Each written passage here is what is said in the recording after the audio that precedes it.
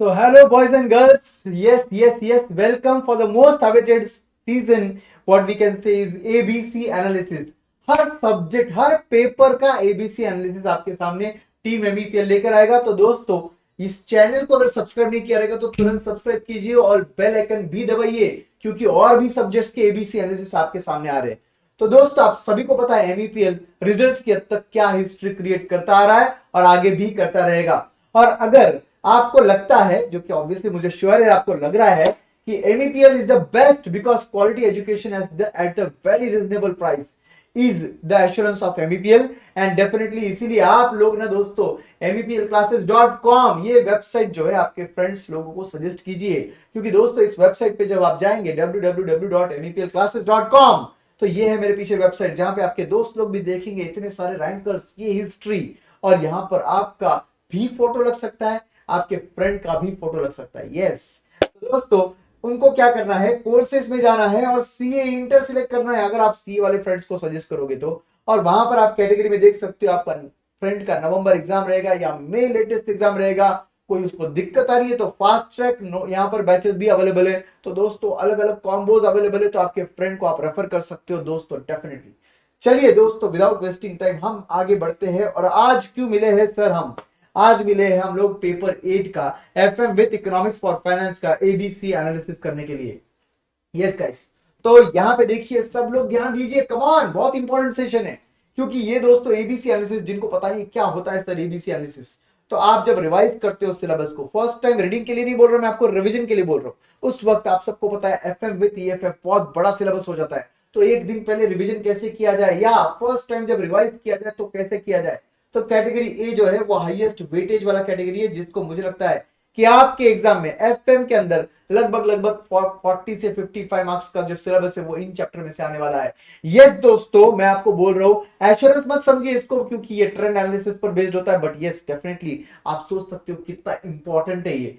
तो दोस्तों इतने सालों का एक्सपीरियंस है मुझे पढ़ाने का, उसके बाद मैंने ये एबीसी एनालिसिस आपके एग्जाम के लिए May 23 एग्जाम के लिए रेडी किया है। तो कैटेगरी ए में सर कौन से टॉपिक्स है? कैटेगरी ए में आता है कैपिटल बजटिंग। आप सबको पता है कैपिटल बजटिंग के अंदर भी एनपीवी, पीआई, आईआरआर ये मेथड्स बहुत इंपॉर्टेंट होते हैं। एनपीवी, पीआई एंड आईआरआर ये मेथड्स अच्छे से कीजिए। मॉडिफाइड आईआरआर मत भूलना दोस्तों, ये भी इंपॉर्टेंट है। उसके बाद रेशियो एनालिसिस बहुत इंपॉर्टेंट है, जिसमें मुझे लगता है कि ये लोग आपको रेशियोज देंगे और आपको बैलेंस शीट बनाने बोलेंगे, आपको ट्रेडिंग पीएनएल बनाने बोलेंगे। यस गाइस, उसके बाद आप लेवरेज चैप्टर एक्सपेक्ट कर सकते हो कि आपको लेवरेजेस दिए जाएंगे और आपको इनकम स्टेटमेंट बनाने बोलेंगे दोस्तों ये लोग। यस तो ये जरूर अच्छे से करके जाइए। Leverage chapter, cost of capital, आपको weighted average cost of capital पूछा जा सकता है दोस्तों by market value method. Yes and lastly risk analysis in capital budgeting में मुझे लगता है इस बार के लिए आपका सिनेरियो एनालिसिस पर क्वेश्चन एक्सपेक्टेड है, सिनेरियो एनालिसिस पर एक्सपेक्टेड है, या फिर रिस्क एडजस्टेड मेथड पर एक्सपेक्टेड है, जिसके अंदर सर्टेनिटी इक्विवेलेंट फैक्टर। यस दोस्तों उस पर मुझे लगता है कि क्वेश्चन आ सकता है, तो डेफिनेटली आपने रेफर करके जाना चाहिए। तो ये है मेरे मुताबिक कैटेगरी ए, जिनके अंदर मैंने डाले हैं 5 टॉपिक, जिसका वेटेज मुझे लगता है 40 से 55 मार्क्स का आपके एग्जाम में रह सकता है। ये सिर्फ एक जजमेंट है दोस्तों, इसको भविष्यवाणी मत समझिए, बट यस डेफिनेटली इसके पीछे सालों का एक्सपीरियंस भी बोलता है। ओके, इसके बाद दोस्तों आता है कैटेगरी बी, जिसके अंदर मुझे लगता है 15 से 20 मार्क का वेटेज आएगा। कैटेगरी बी में सर कौन से टॉपिक आप एक्सपेक्ट कर रहे हो?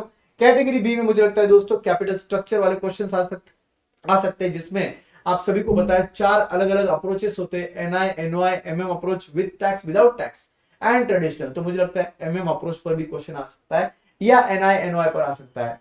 उसके बाद दोस्तों मुझे लगता है डिविडेंड पॉलिसी, इसके अंदर एमएम अप्रोच है या right issue of share, buyback of share वगैरह, उसके अंदर क्वेश्चन आ सकता है।